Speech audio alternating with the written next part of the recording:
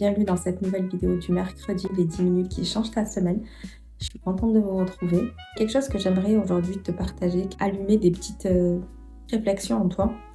Ce que les autres disent de toi ne parle pas toujours de toi. Souvent, ça parle d'eux. Et si tu comprends vraiment ça, beaucoup de choses deviennent, on va dire, plus légères, plus tu te libères quelque part. On passe une grande partie de notre vie à essayer de comprendre pourquoi telle ou telle remarque nous touche, pourquoi ce jugement nous est resté en tête, pourquoi certaines paroles nous font plus mal que d'autres. Et là, je pense qu'on ne regarde pas dans la bonne direction. En psychologie, on parle souvent de miroir, de projection. Par exemple, Jung expliquait que nous projetons constamment sur les autres. Et c'est très très intéressant, celui qui s'y intéresse. Ça peut être nos peurs, blessures, nos insécurités, nos parts non guéries aussi. Autrement dit, quelque part, on ne parle jamais vraiment de l'autre, on parle aussi de nous. Quand quelqu'un te juge, ce jugement, il est souvent lié à une histoire. Quand quelqu'un te critique, pareil, il parle souvent depuis peut-être une blessure qui n'a jamais été regardée. On revient, on te dit, t'es trop sensible. Sur le moment, ça peut te piquer, ça peut te faire douter aussi de toi. Mais pose-toi cette question, qui n'a pas eu le droit d'être sensible ici? C'est là où justement très souvent, la personne qui te dit ça a appris peut-être à se couper de ses émotions et sa sensibilité devient alors un miroir qui la dérange tout simplement. Donc quand ça te touche fort, c'est pas un hasard. C'est peut-être qu'il y a quelque chose d'important à comprendre. Si une remarque te touche profondément, c'est que c'est pas parce que l'autre a forcément raison. C'est souvent peut-être aussi parce que ça a touché chez elle une ancienne blessure. Ça réveille aussi parfois une peur ou même ça peut faire écho à une histoire encore plus ancienne. Donc là encore, j'aimerais vraiment que tu te questionnes. Une remarque par exemple sur le rejet, c'est souvent une blessure d'abandon, une critique qui te paraît injuste, peut-être une blessure d'injustice, même un jugement sur ta façon d'être. Personne n'a peur de ne pas être aimée telle qu'elle est en fait. Et toi, tu projettes ça chez elle.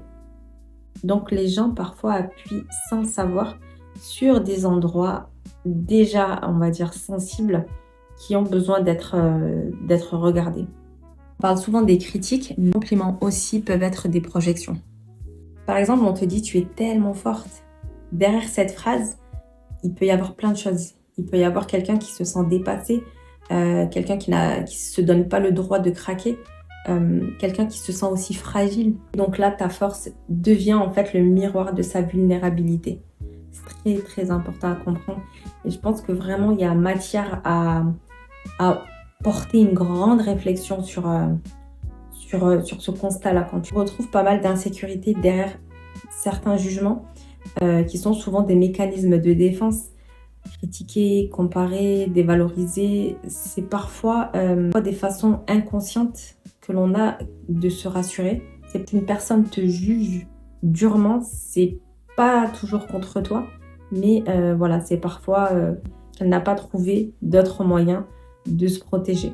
Maintenant, je voulais aussi attirer ton attention sur quelque chose qui est très très très très très important à comprendre et qui peut aussi venir en aide à certaines personnes qui se sentent parfois démunies, apporter des réponses. Et là, j'ai envie de parler de nos enfants, le miroir avec nos enfants. Là encore, il y a vraiment matière à réfléchir. Le plus puissant que l'on peut retrouver, c'est vraiment le miroir de nos enfants. Il arrive, et moi ça m'arrive personnellement, il arrive qu'un enfant nous irrite, nous agace plus que les autres enfants, sans vraiment raison apparente. Okay. Souvent, c'est celui qui nous ressemble le plus. Je ne sais pas si vous avez remarqué. Celui qui va venir réveiller l'enfant que nous avons été, les parts de nous qui n'ont pas été parfois comprises, les blessures aussi qui n'ont pas été apaisées à un moment donné. Donc, pas l'enfant qui dérange, c'est vraiment ce qui réveille en nous. Un de mes enfants, c'est exactement ça, le plus grand. Tellement en lui qu'il m'énerve en fait. Voilà, souvent il m'énerve, il a tendance à m'irriter plus que les autres. Et j'ai jamais vraiment compris pourquoi. Donc, et je voulais pas forcément être injuste envers lui par rapport à ses frères et sœurs. Il y a vraiment matière à réfléchir dessus.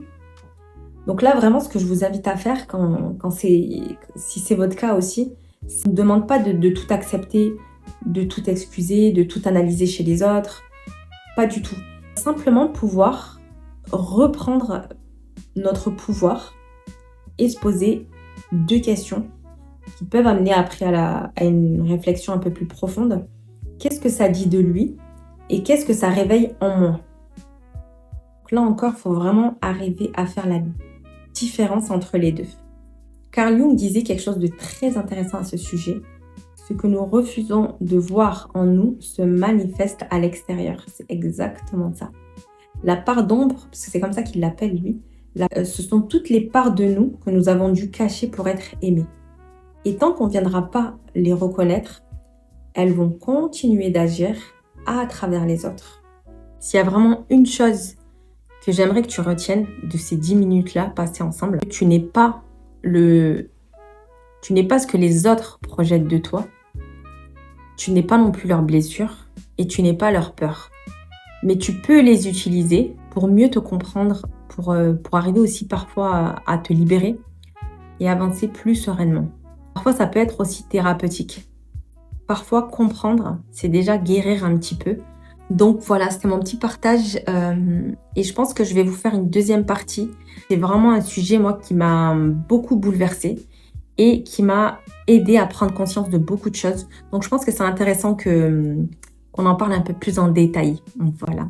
En tout cas, j'espère que vous avez passé un bon moment à mes côtés.